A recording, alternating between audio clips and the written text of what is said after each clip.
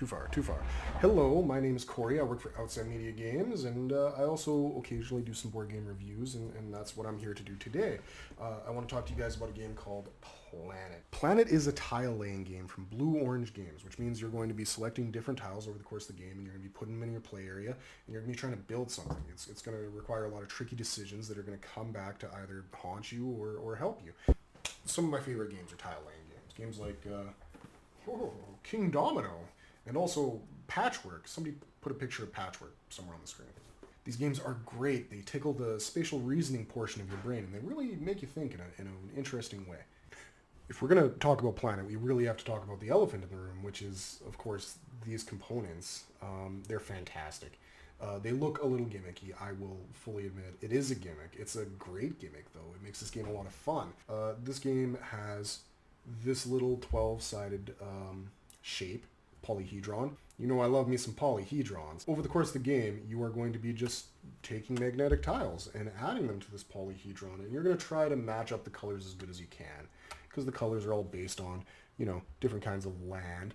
The green is grass, the brown is mountains, the blue is water. Getting those different continents, building them up, expanding the different land masses on your planet, that is how you are going to attract the most valuable resource in the game, which is animals. That's how you win the game. Animals give you points. So let's talk a little bit more about how you get some of those. Whoa, camera shift. Okay, cool. Let's talk about board games. Perfect timing on this camera change. We have a game of Planet set up ready to go here. And this is basically what you're going to be looking at. There's a little bit more that you could be looking at. I will admit, this game is really big. It takes up a lot of space. It takes up quite a bit of space. But each one of these columns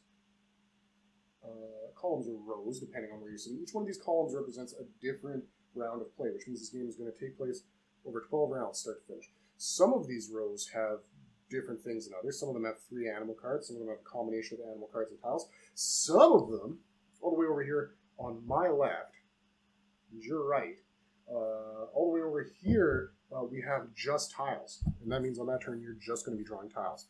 Every turn is going to look more or less the same. You're going to take these tiles. The first player is going to pick first, but you're going to choose one of these tiles, and you're going to add them to your little planet. This is one small step for Corey. One giant step for the water buffalo. Or potentially, like some fish or something. Sort of get things to focus. Let's focus down here. Yeah. So and then the first 2 rounds are just that. You just take tiles, choose one. Looks all right. You slap it on your little planet here, and you try to grow those continents, and you try to make them contiguous. You try to grow the grasslands, you try to grow whatever continents you want. Oh, and the extra tiles you don't pick, they get sent all the way back here to the end, so you have another chance of picking them later in the game, just in case these are important for you. Now, once you hit round 3 is when things start getting really interesting. The game calls this the origin of life, and that's when the animals start appearing on your planet. The first animal we got up is he's our good friend the polar bear. Has some very specific stuff going on. Line it up. Alright, so the polar bear, obviously he wants to live on an ice planet. That means he wants pieces that have ice on them. That's where he wants to be living. Whichever planet has the most ice spots is the planet he's going to go to. So that player takes the card, and that's going to be points for them at the end of the game. Moving on, you can start to see how this is going to impact your strategy, right? There's only a couple ice animals in this entire set here. And things get trickier after that, too. We've got the caribou here. This is another ice animal. But the caribou is going to the player who has the biggest ice continent that isn't sharing a border with any desert. The caribou, they like the ice. They don't like the heat so much. Polar bear says get all of the ice that you can. But caribou says don't place it next to any desert. And things only get more complicated from here. What if you're really gunning for the snake down here? Yeah, we got a little cobra. You got a little snaky boy. I don't know what kind of snake it is. It might be a rattlesnake. There's a snake in my boot. There's a snake in my boot. There's a snake in my game. No, we're gonna... Anyway, this snake is going to the person who has the most desert on their planet. So what are you going to do? Are you going to go for the snakes? Are you going to go for the polar bears? Are you going to go for the deserts? Are you going to go for the Arctic? Finding a nice balance between all of these things, kind of choosing your path ahead of time through the animals that are on the board, that's a big part of this game. And I'm sure this all sounds well and good, nothing too complicated here, until you take into consideration the fact that you're taking all these continents and you're putting them on a 3D object. That really is what elevates this game to the next level. It adds a whole new dimension. Yeah, dimension. It adds a whole new dimension because there's a spatial reasoning element to this game all of a sudden. There's a 3D element where you have to take this ball and start spinning it around in your hand. Where is your grassland? Is it connected to an ocean? Can you connect it to another ocean or a grassland? Oh, geez, is it bordering an Arctic wasteland? Arctic wasteland. On just one side? That's not going to be good enough if you're trying to pick up the clownfish. Did anybody think of the clownfish? No, and that's why you need to play this game, so you can play the clownfish. So yeah, eventually the game progresses all the way until you're doing 3 animals at a time, and things get more hectic. To add just a little bit more spice to this curry, players are given a card at the start of the game. They're given a different kind of planet. You might have a water planet or a grass planet. Lining it up, lining it up. You might have a desert planet or a mountain planet or an ice planet. And this is just another way of scoring points. It's just a little bit of extra strategy to this game. It's one more thing to think about as you're building your planet up. There's certain milestones. If you get to 11 ice pieces, you get 2 points. If you get to 14, you get 4. And all the way up to 25 ice pieces, which is going to be most of your planet. Which takes a huge amount of dedication and a huge amount of sacrifice when you consider that only some of these animals are actually ice animals. But that's the other cool thing about having a planet type. You score points for having an ice animal when you have an ice planet, but you score bonus points if you manage to nab animals that don't belong to the ice planet.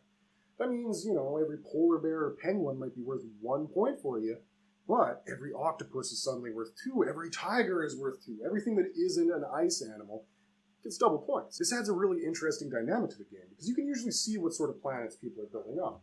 If they got heavy grasslands, you'll see that. It will be reflected in the kind of animals that they are able to grab. What this means is that the person who's building an ice planet all of a sudden is competing for this grizzly bear that you didn't think they were going to. Or maybe the person with the ocean planet all of a sudden is fighting you for this raccoon. As a side note, I feel like this raccoon looks absolutely diabolical. But yeah, this is a fantastic mechanism that adds a lot of player interaction to a game when otherwise there wouldn't be a whole bunch. And I mean, that's pretty much it.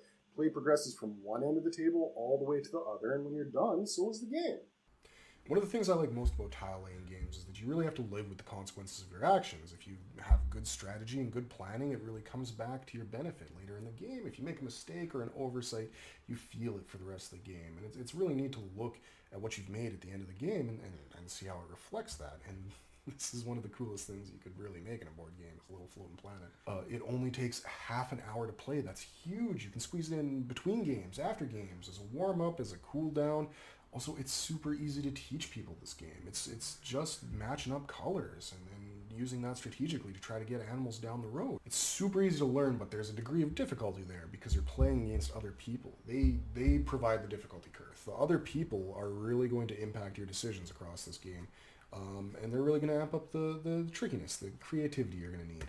It's an easy game to teach people, whether they're young or old, whether they have a lot of experience playing board games, or this is one of their first times. So yeah, I do think Planet deserves a spot on your shelf, and I hope you enjoyed as much as I do.